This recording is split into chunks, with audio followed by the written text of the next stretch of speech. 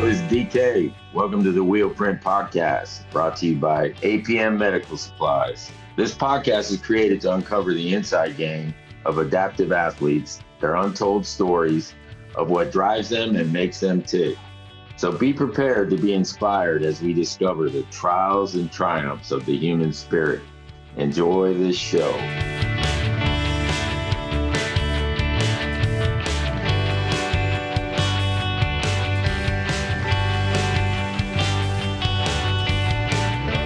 DK, and I'm normally the host of the Wheel Print Podcast.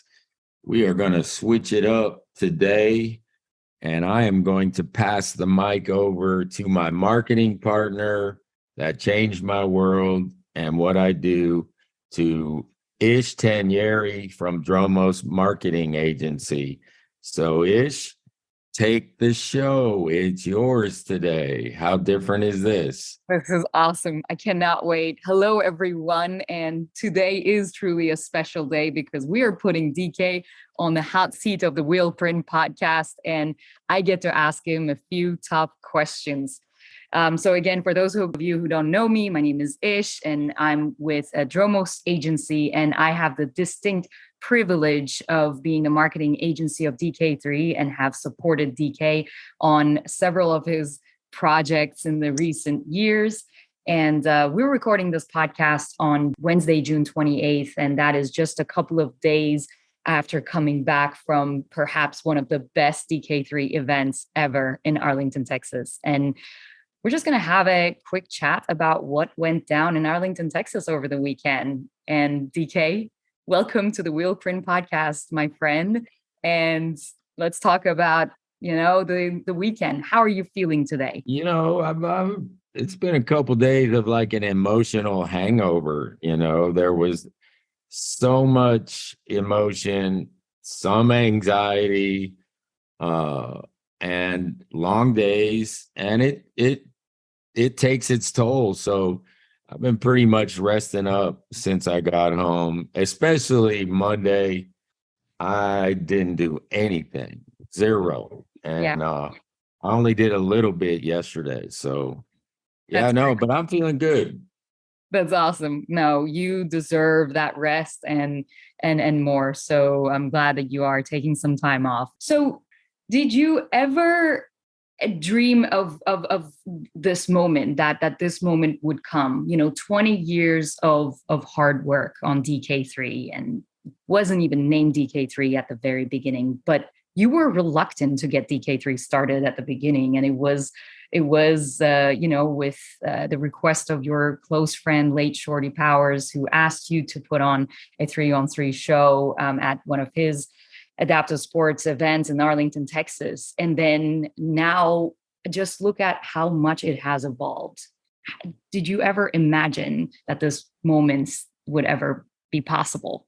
No, not from, like, if you go back in time.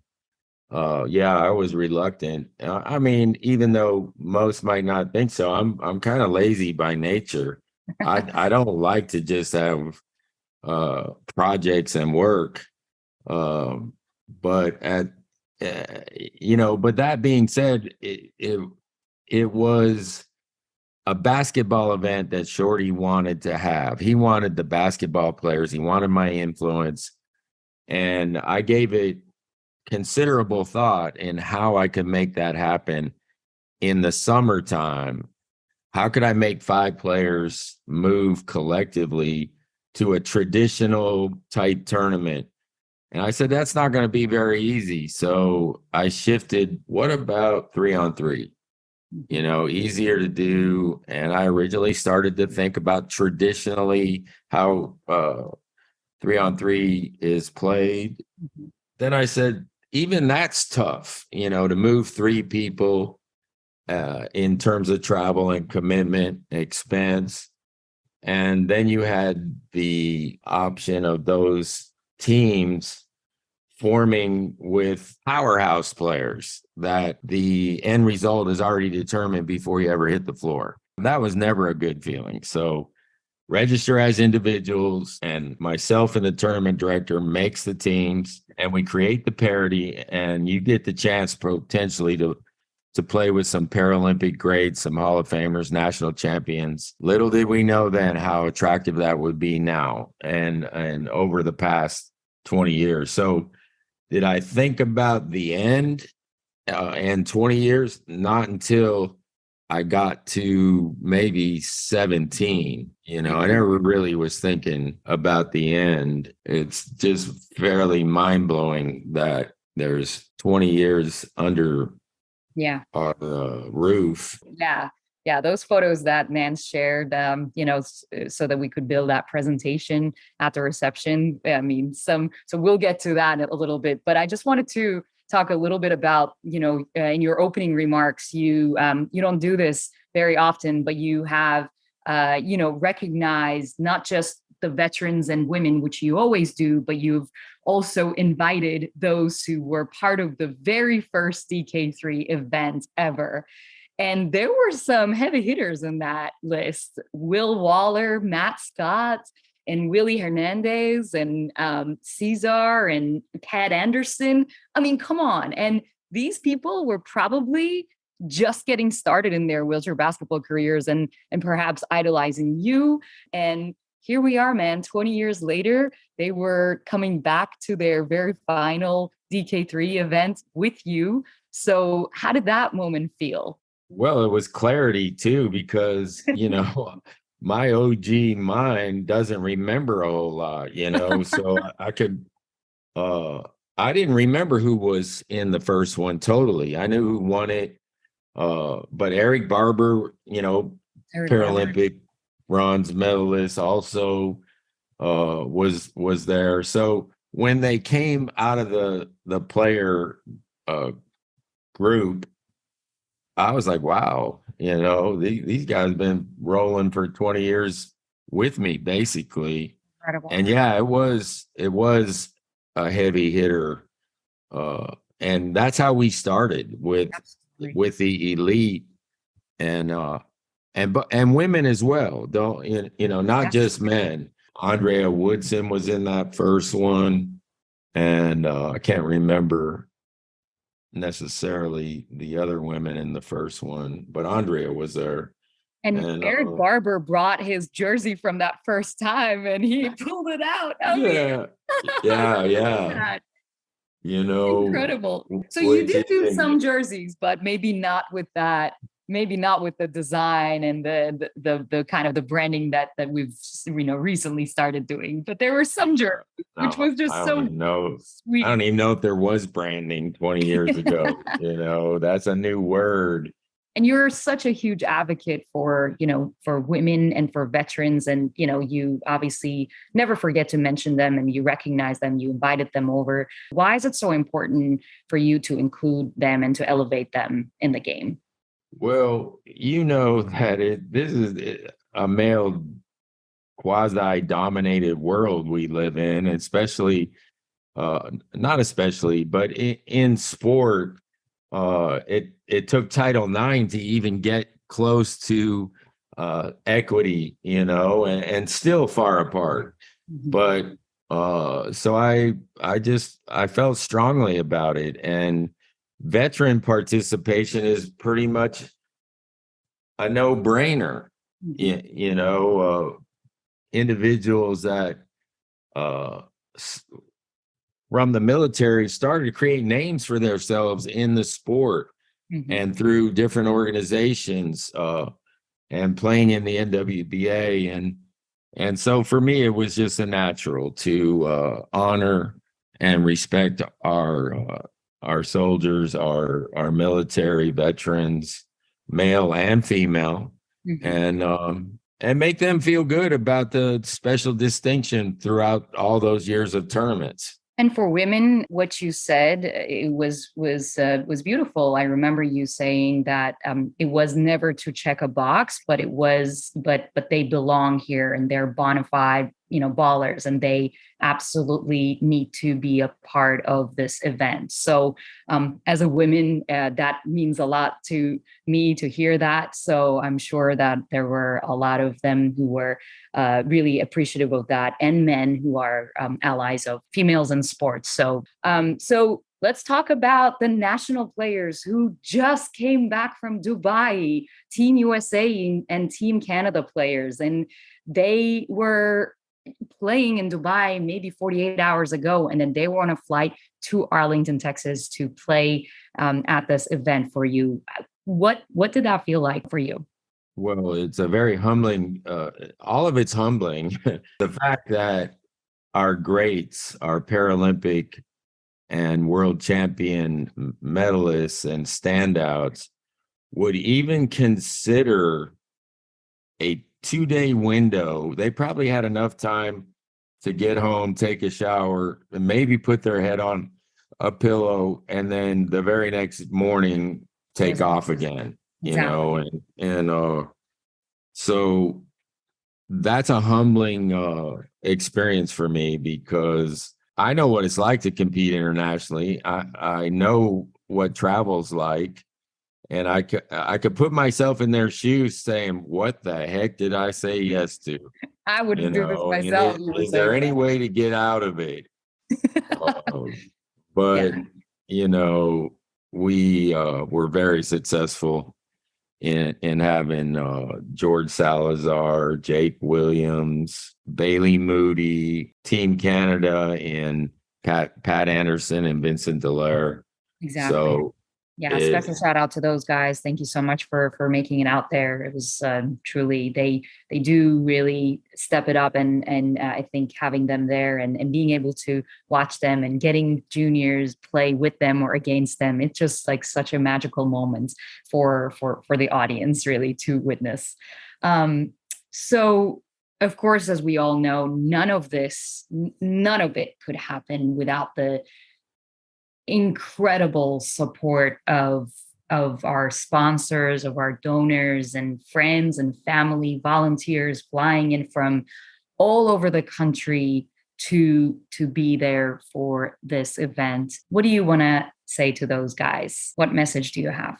Well, I've got to lay it at their doorstep that they're the reason that that players keep coming back, because my name, it packs a little bit of a big stick, but if I'm not running a great event through volunteers and others who do all the work, they're not going to come back if it's not a great experience. So, one, it costs a lot of money to run these things.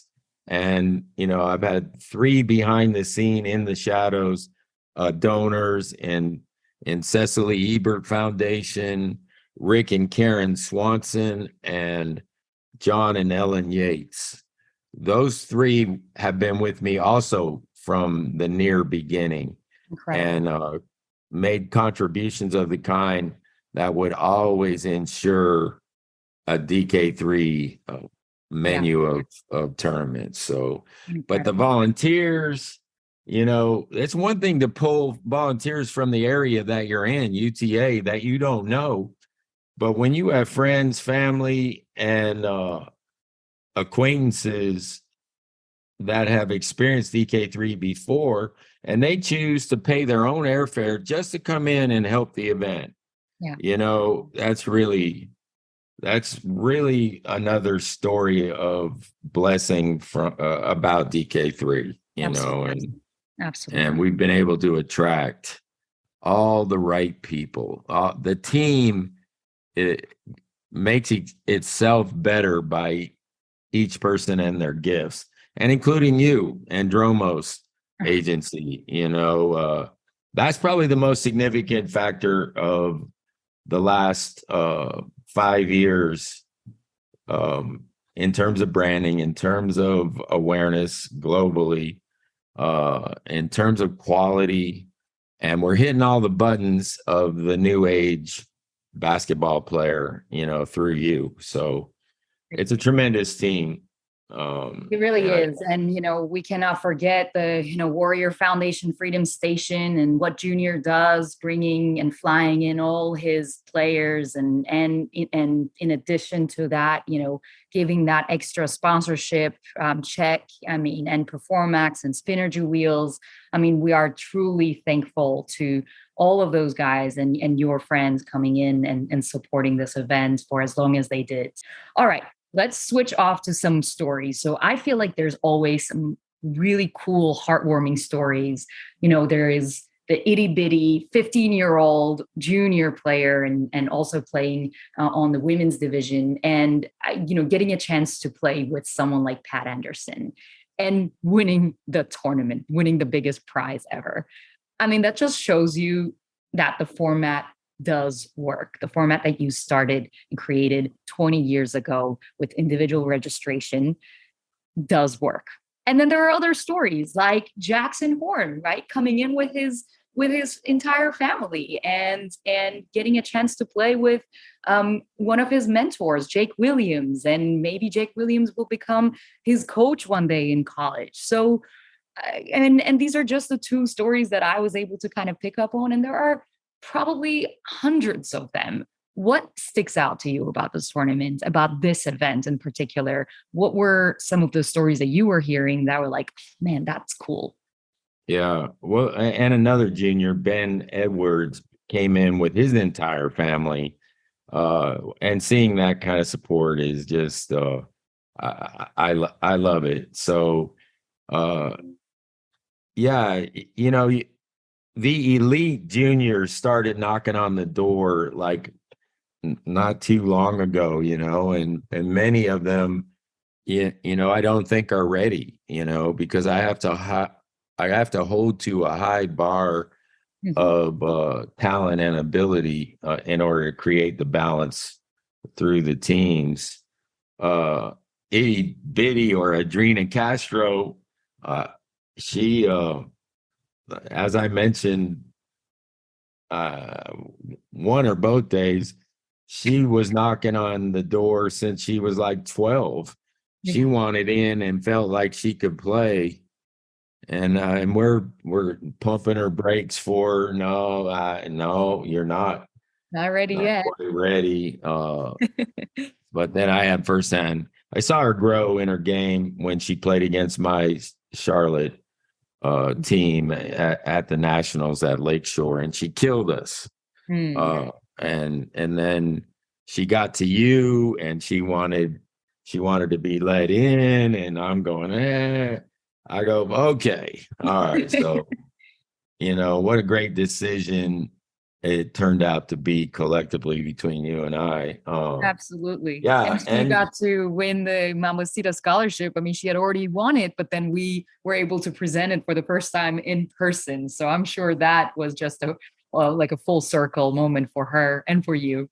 Yeah, and I don't want listeners to be confused when they think of Pat and a junior and Selvin Velasquez as maybe the field wasn't that strong. This was the strongest field we've ever had and the deepest. They beat the military team, which we didn't even plan, but Zach Blair, Hector Varela, and Darius Jones were formidable, man. And They really were. And there were so many other teams. So Pat was able to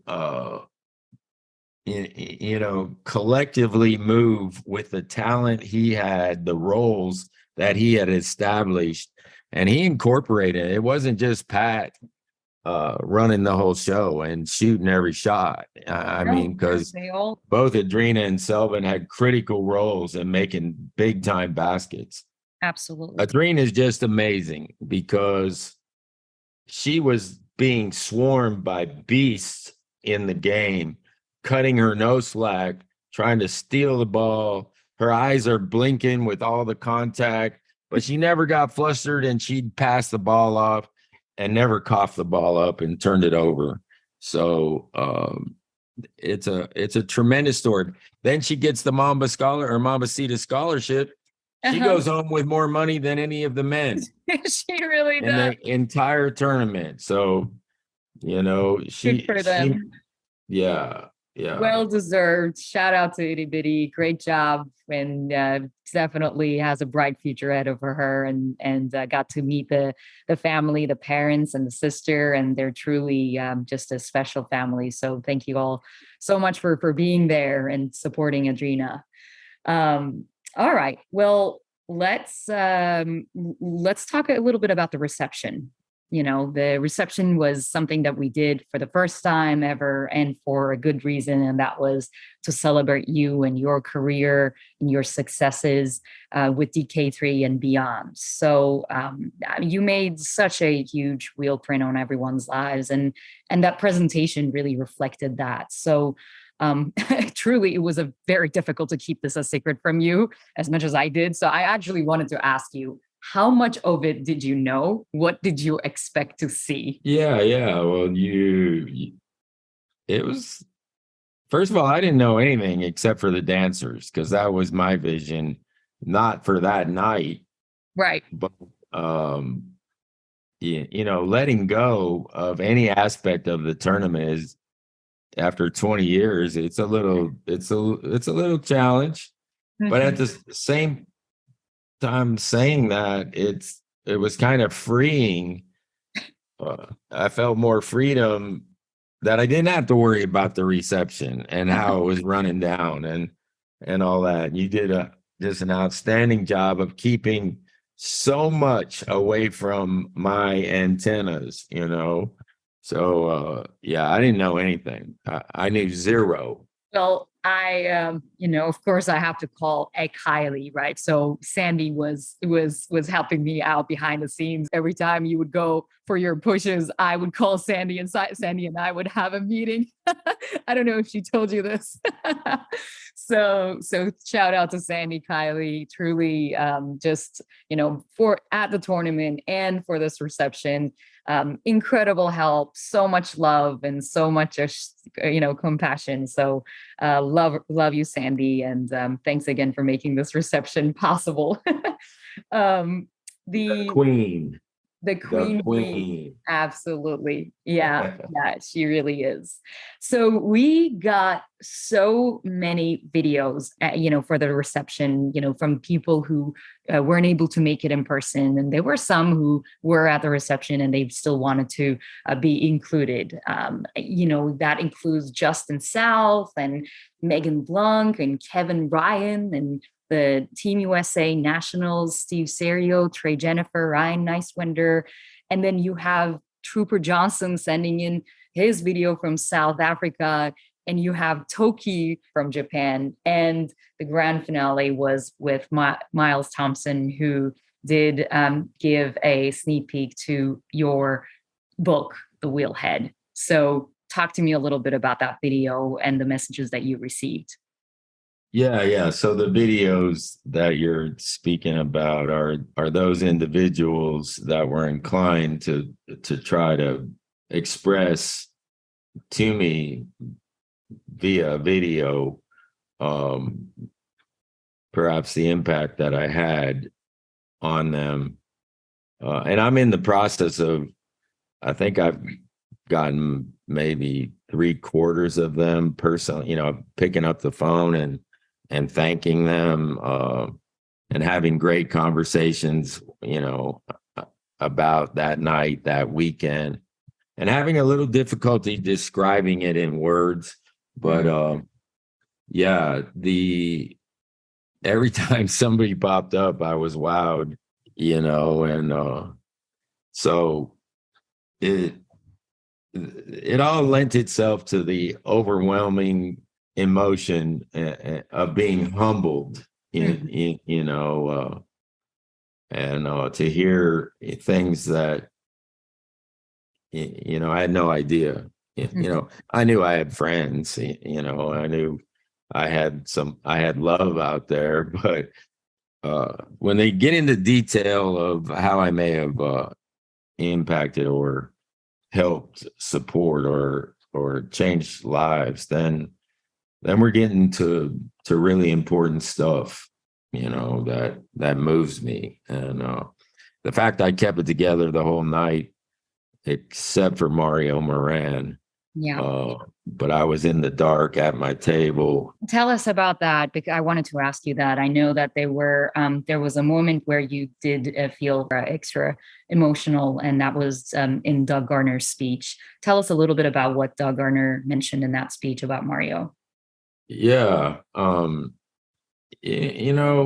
you don't even register as something, someone else registers that it was huge. Mhm.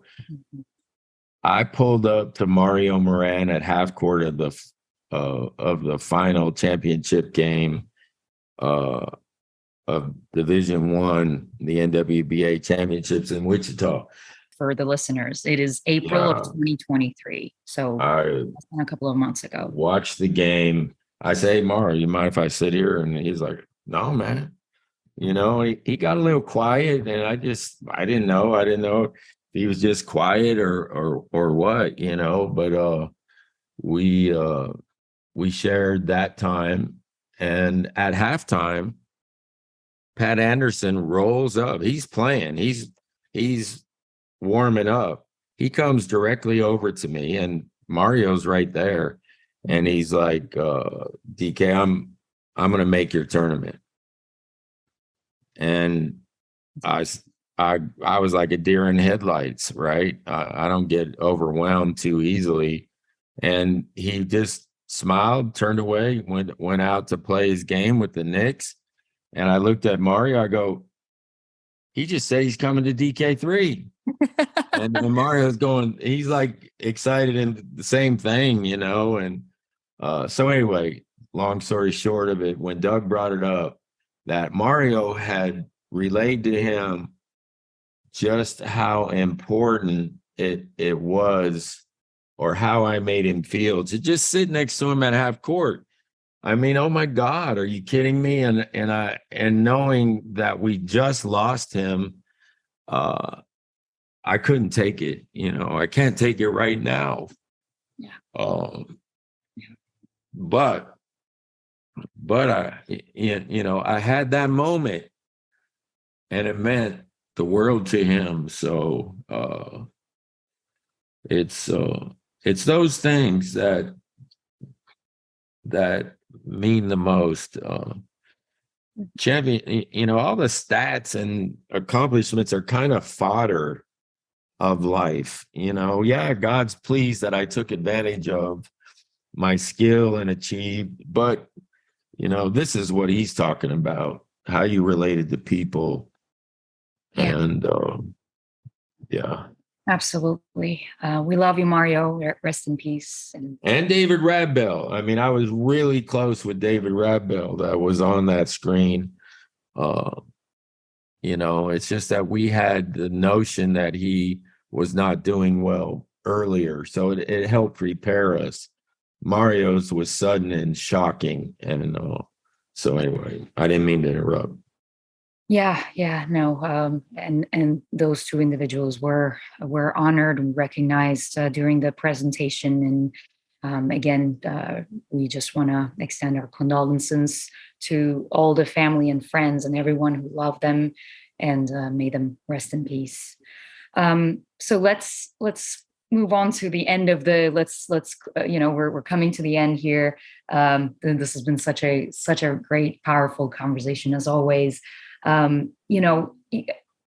course, the passing of the torch to Neo, to Matt Scott, and that moments where you guys share the stage and you gave the mic to him to say a few words. And something that really stood out to me there, and what he said that, DK, you've called me Neo from the very beginning, and you cannot imagine what that meant to me, the way that you recognize me and the way that you have elevated me, and you have given me strength by just giving me that nickname and made me believe in myself. Man, you really have a tendency to do this to other people. You really do. You really do elevate people around you by just recognizing them and by just giving them the platform to shine.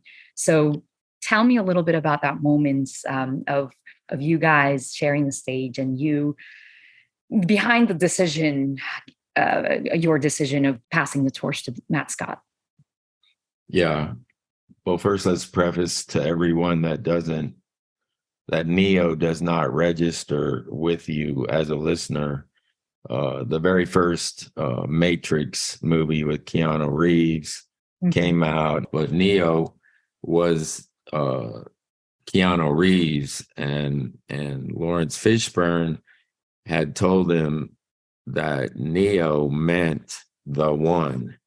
The one. And that was Keanu's name or nickname in the Matrix. So that was just at the time of Greece when I was assistant coach, and Matt was first time member of that Paralympic team. I didn't have to really think about it, and that nickname was only between he and I. It didn't stick. I mean, and I didn't want it to. I wanted it to be just between he and I.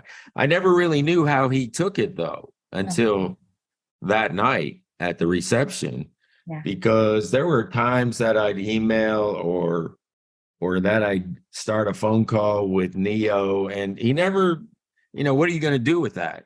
Yeah. And so he never did. But how totally appropriate that we go full circle from that. That was nearly 20 years ago as well, the nickname, and that now he's the one that this DK3 movement has been handed off to. So that's the backdrop of that story. But choosing Matt, he was my first choice.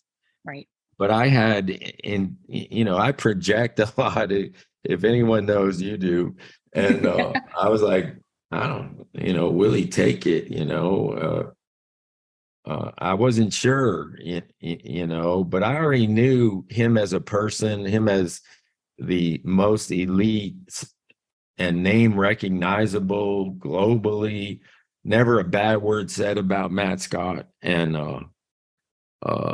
so I knew I wanted him. It was just a matter of would he accept it? Yeah. Because it had to be somebody I knew was powerful and that could handle the future of 20 years in the making. And he didn't hesitate. I asked him, and he was like, wow, I'd be honored. I'm humbled, and I'm just instantly like wanting to throw a party, because and initially I think we were like also like, does he know what he's saying yes to, right? Like there were these moments where we're like, man, he said yes, and it was so easy for him to say yes. Does he know what he's getting himself into? And he did. And he did, because he asked questions. He was part of the meetings, and he is just so excited to continue your legacy, DK. And that's probably like the most beautiful and the heartwarming things that I experienced. Also at the reception, what I heard was that, he's not planning on changing anything. He's planning on keeping the brand, the name, everything as is, because this is for you, man. This is someone, you are someone that he has looked up to for years and years. And now you have given him this opportunity to continue your legacy. And I can tell that he's just incredibly honored and humbled to have the chance to continue that. Yeah. And now, again, I'm going to deflect because, my 20 years of this, and call it legacy, it will stay attached to Matt in the future. But this is really about what his legacy is going to be.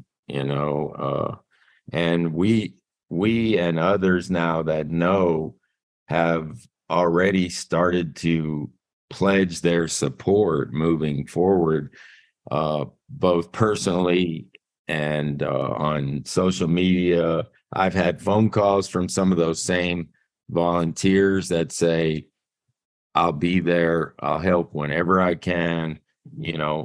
My brother Steve, he was at his first with my brother Tom, been to a number of them, but Steve said, I don't want to miss another one of these, and as a volunteer. So anyways, Matt's set up with all the resources and the that he's developed through his Paralympic path, his corporate side, his business acumen, his confidence in tech, and doing all this, but realizing he can't do it alone. There, there's elements that you have to rely on others, and so he's set up for success, and I'll be right there through this process to help ensure and do whatever I can that he is nothing but elitely. No, elitely is not a word. He's not anything but successful at this elite level. Yeah. That's truly excited. Congratulations again, Matt, and really excited to support you in any way we can in the long run here. So parting words, DK, my friend, we're at the end here. So before I say a few words at the end, do you have any parting words for our listeners? Yeah, sure. I've been asked numerous times since, well, how's it feel? Do you regret it? Or, is it sad? And they want to know how I'm doing. And I'm like, are you kidding? I am so joyful about this moment and in time where it's going to continue. And I fought the good fight, and I have no regrets, and I have no negative feelings about my decision. I'm still in the game, so it's not like people have say, enjoy your retirement. I go, what? I didn't really retire. I moved on from this role, that's just one thing. And so, and I didn't say I would just disappear onto the couch. No, I'm interested in basketball for the rest of my life. So I want everybody to know that. And whether you think I can stay away or not, doesn't matter. I can choose whatever I want to choose. This is not a retirement, people. You hearing that? This is him just letting somebody else do the dirty work so that he can enjoy more time with his wife and his kids and grandkids. And he's just going to show up in style as always, and will just be there to support whatever Matt and everyone else is doing. Lee surprised me at the reception at the end and called me up on stage to say a few words. And I think I must have blacked out. I don't know what I even said, because I was so involved in every detail of that reception, making sure the presentation was going well, the music and all of that stuff. So I want to say just a couple of things, that I couldn't get a chance to say on stage. DK, my friend, your impact on the wheelchair basketball community and all the players is quite evident. We all know that, but your impact really does go beyond that. You personally have left a wheel print on me, my entire family, and I will forever be grateful for that. You took a chance on me 5 years ago and have not stopped giving me opportunities ever since, from allowing me to build the DK3 brand and going global with it, to inviting me to accompany you and Sandy to one of the biggest and coolest moments of your life, which was the USOPC Hall of Fame induction ceremony last year in Colorado Springs, and then fighting for me to be onboarded to the Hall of Fame, the NWBA Hall of Fame, as their marketing agency. I mean, you have truly, truly opened up so many doors and have given me so many opportunities. And I am just forever grateful for that. You've just shaped me, shaped my career and me as a person, right? So, and I just couldn't have imagined any of this starting out our journey, not just 5 years ago. 5 years ago, it was just with DK3, but I've known you even before then with, over 10 years ago. I'll leave you with this memories. You called me up one day and said, Ish, I had a dream. I have to tell you about this dream. And you said, man, you were, and I'm sure that this was at a time where we were kind of planning an event. Anxiety levels are off the chart as always. And you said, so I was calling you, or like you called me for a meeting and you told me that you were quitting the job because you got a new job with Power Rangers. and you were telling me that you were not going to work with me anymore because you had a much better job with the Power Rangers. And I had to take a note of this because I could not like forget it.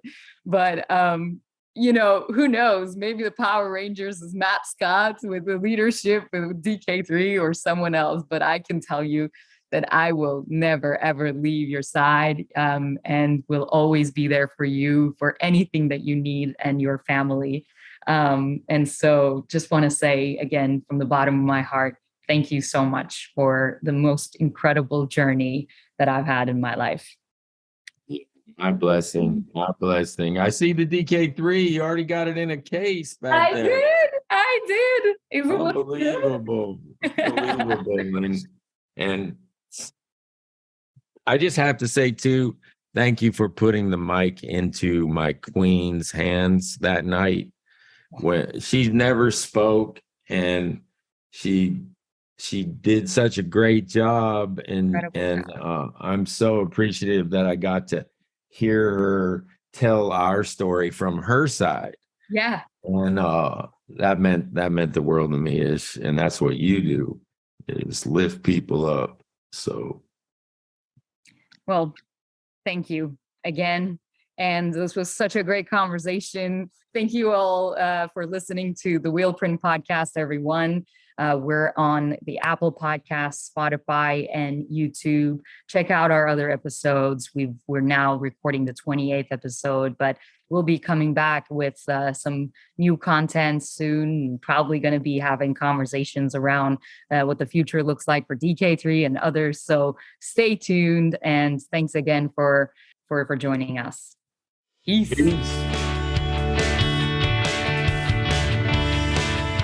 I hope you enjoyed today's show on the Wheelprint Podcast.